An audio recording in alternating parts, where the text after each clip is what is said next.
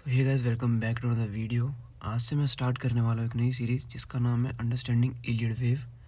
और आज हम जिस वेव की स्टडी करने वाले हैं वो है वेव 1। तो डायरेक्ट हम चलते हैं चार्ट पे।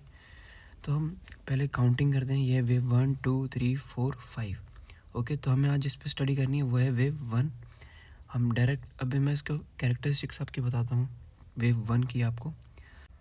तो फर्स्ट पॉइंट जो है हमारा वो है चॉपी मूवमेंट, यानी कि वेव 1 में जो मूवमेंट होती है बहुत चॉपी होती है।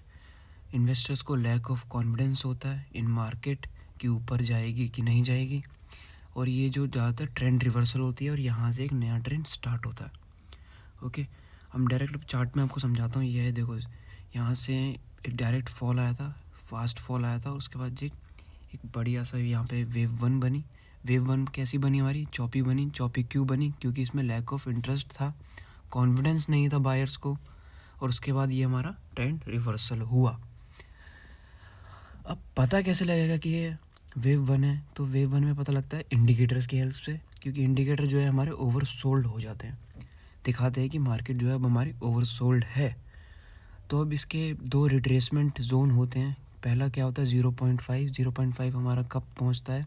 जब मूवमेंट जो होती है चॉपी होती है, और ट्रेंडिंग इम्पल्स जब आता है वो 0.618 तक भी जाता है और उसके ऊपर भी जाता है। तो डायरेक्ट हम चलते हैं टाइप्स ऑफ वेव 1 में। तो दो तरीके की होती है ये। पहली होती है टर्मिनल इम्पल्स, और जो हमारी सेकंड होती है ये ऐसी, ये हमारी टर्मिनल इम्पल्स है। और जो हम इसमें क्या होता है, वेव 4 जो है ओवरलैप्स वेव 1, यानी कि वेव 1 को वो ओवरलैप कर देती है। कुछ इस तरीके का पैटर्न होता है। वेव 1 2 3 4 5, देखो 4 ने जो है ओवरलैप किया किसको? वेव 1 को। तो ये हमारी टर्मिनल इम्पल्स होती है। सेकेंड हमारी क्या टाइप होती है? Trending impulse.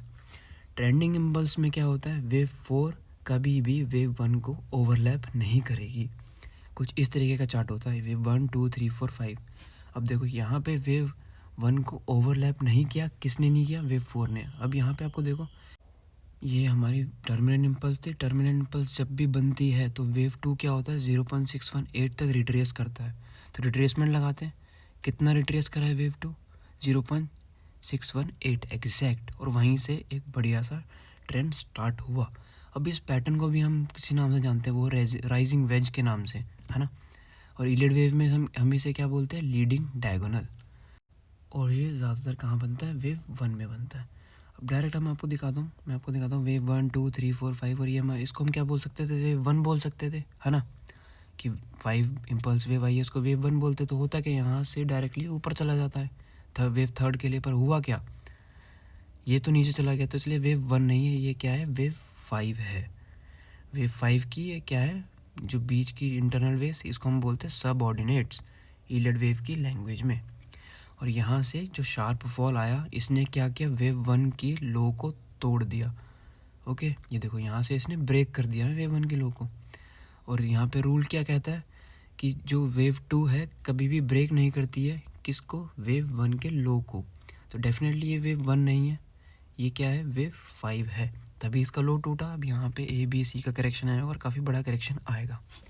अब मैं आपको बताने वाला हूँ, ये देखो, ये पूरी हमारी ट्रेंडिंग इम्पल्स होती है अगर वेव 1 की, तो इसमें क्या होता?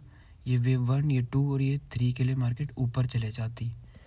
ओके, अब ये दोनों आप एग्जांपल आपको एक ही चार्ट में मिल गए। ये हमारा टर्मिनल इम्पल्स और ये हमारा पूरा ट्रेंडिंग इम्पल्स, दोनों ही आपको एग्जांपल एक ही साथ मिल गए हैं वेव 1 के। इस तरीके का टर्मिनल इम्पल्स बनता है वेव 1 में, और इस तरीके का ट्रेंडिंग इम्पल्स बनता है वेव 1 में।